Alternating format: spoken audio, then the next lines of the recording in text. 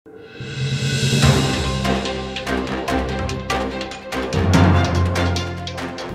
জিলাৰ ডবকা ৰাজহ চক্ৰ এলেকাত উন্মোচিত হয় হুজাইৰ সৰ্ববৃহৎ ভূমি কেলেংকাৰী।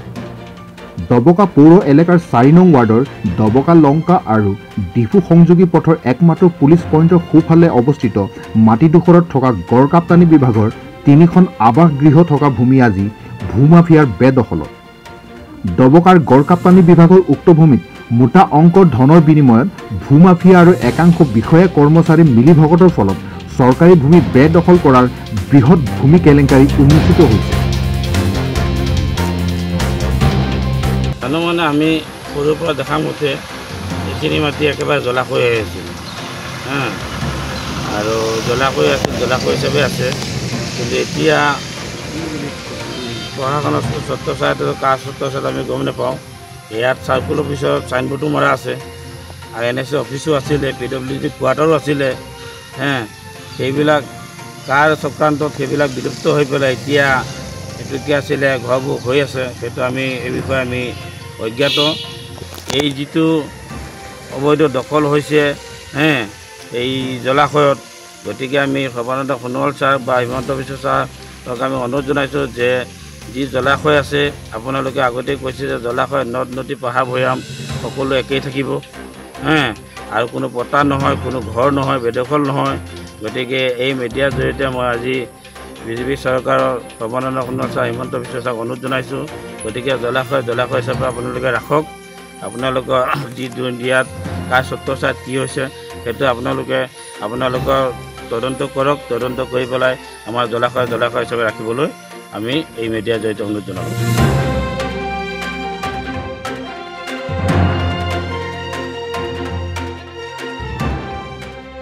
উক্ত ভূমি কেলেংকাৰীত ডবকা ৰাজহ চক্ৰৰ অদ্ভুত ভূমিকা উন্মোচিত হৈছে মুছলমান সম্প্ৰদায়ৰ লোকৰ যাৰ পিতাৰ নাম হিন্দু মাৰোৱাৰী সম্প্ৰদায়ৰ। এয়া কেনেকৈ সম্ভৱ?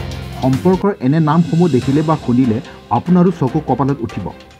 মহম্মদ আছাফ উদ্দিন পিতা মৃত হনুমান মহেশ্বৰী, আসিফা ইয়াছমিন লস্কৰ পিতা হনুমান মহেশ্বৰী, নাজমা বেগম পিতা হনুমান মহেশ্বৰী, মহম্মদ আফতাব আলী পিতা চম্পালাল মহেশ্বৰী, মহম্মদ আস্তৰ আলী ভূঞা পিতা চম্পালাল মহেশ্বৰী, মনিৰ আলী ভূঞা পিতা চম্পালাল মহেশ্বৰী আৰু মহম্মদ ৰুস্তম আলী ভূঞা পিতা চম্পালাল মহেশ্বৰী।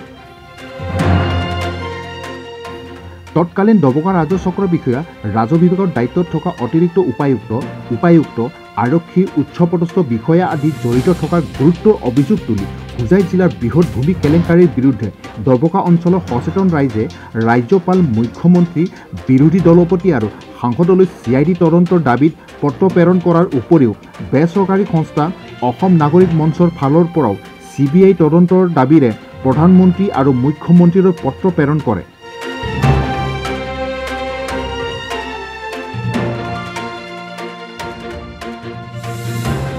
আপোনালোকে দেখিছে এখন চক্ৰ বিষয়াৰ ডবকা ৰাজহ চক্ৰ বিষয়াৰ এখন চাইনবোৰ্ড মাৰি ৰাখিছে আৰু আমি জানো যে এই মাটিটো যদি ডবকা ৰাজহ চক্ৰ বিষয়াৰ মাটি হয় তেনেহ'লে আজিলৈকে কিয় তেওঁলোকে ইয়াত কাৰ্যালয়টো নিৰ্মাণ কৰা নাই, এইটো এটা ডাঙৰ ৰহস্য হৈ আছে।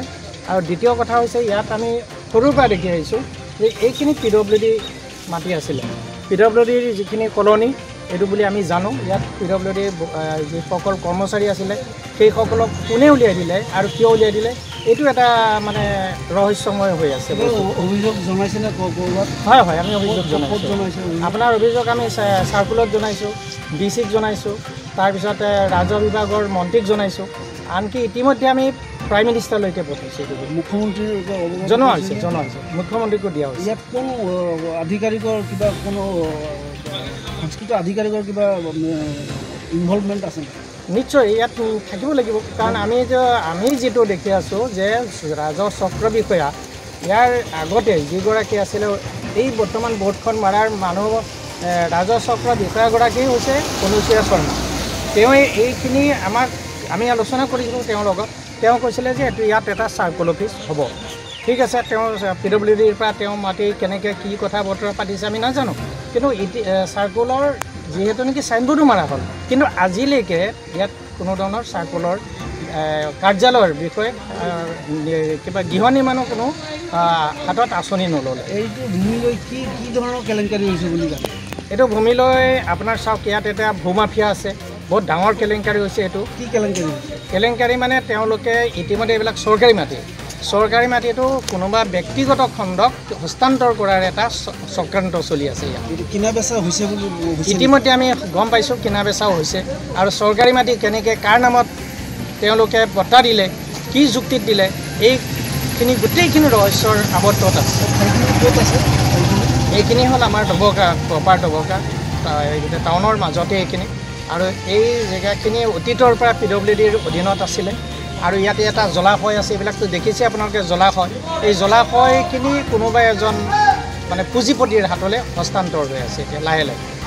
আমি এতিয়া যিখিনি মানে গম পাইছোঁ, আৰু আমাক বিভিন্ন সময়ত আমাৰ এই ডবকাৰ যিবিলাক সচেতন ব্যক্তি বহুতেও আপত্তি কৰে জনায়, কিন্তু কোনেও সাহস নাই যে ইয়াত আহি পেলাই তেওঁলোকে কিয় কৰিছে, এইটো কি হৈ আছে এই বিষয়ে নকয়। কি ভয়, কি হ'ল নাজানো, কি ভয় নাজানো।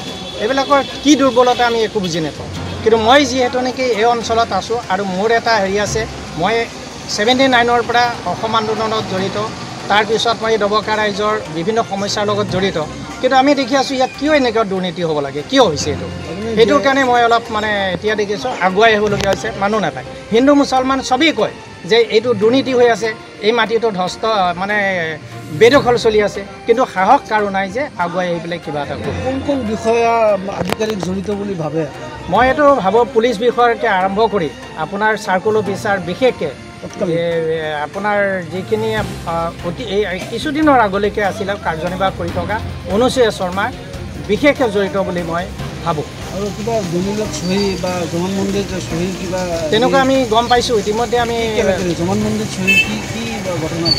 জবানবন্দীত চহী মানে আপোনাৰ তেওঁলোকে জবানবন্দীত ধৰি লওক কেনেধৰণৰ কি কৰিছে আমি গম পোৱা নাই, কিন্তু কিছুমান দলিল যে হৈছে বুলি মই যিজন টাউন মণ্ডল আছিলে তেওঁক চাম কি কাকতি আৰু কটকী লিখে, ৰিজু কটকী তেওঁক মই মানে সুধিছিলোঁ যে এইটো বিষয়ে আপুনি কি জানে, কি হৈছে।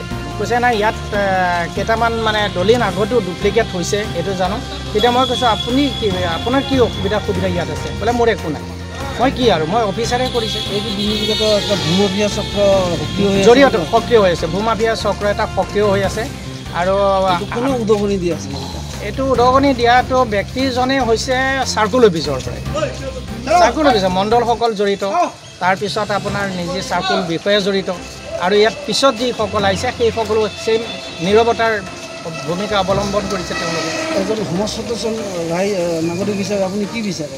না, আমি বিচাৰোঁ যে চৰকাৰী মাটি যিহেতু নেকি চৰকাৰৰ ইয়াত প্ৰত্যেক মাটি পৰি আছে, এনেস্থলত এখন এই আপোনাৰ যিটো ৰাজহ চক্ৰ বৰ্তমান ভাৰতীয় ঘৰত তেওঁলোকে কাৰ্যালয় চলাই আছে, কিন্তু চৰকাৰৰ মাটি থাকে তেওঁলোকে কিয় ইয়াত চৰকাৰী কাৰ্যালয় নিৰ্মাণ কৰে? ইয়াতে ৰহস্য নিশ্চয় ৰহস্য লুকাই আছে।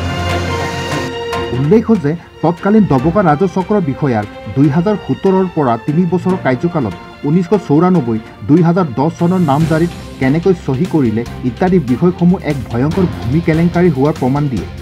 এনে সকলো অভিযোগসমূহ তদন্ত বিষয় যদিও চৰকাৰে কেনে পদক্ষেপ লয় সেয়া সময়তে গম পোৱা যাব। তদন্ত প্ৰক্ৰিয়া আৰম্ভ হ'লে ভূমাফিয়া চক্ৰৰ লগতে অন্যান্য উচ্চ পদস্থ চৰকাৰী বিষয়া কৰ্মচাৰীৰ নাম যে উজাগৰ হ'ব সেয়া নিশ্চিত। News desk report, SD Live।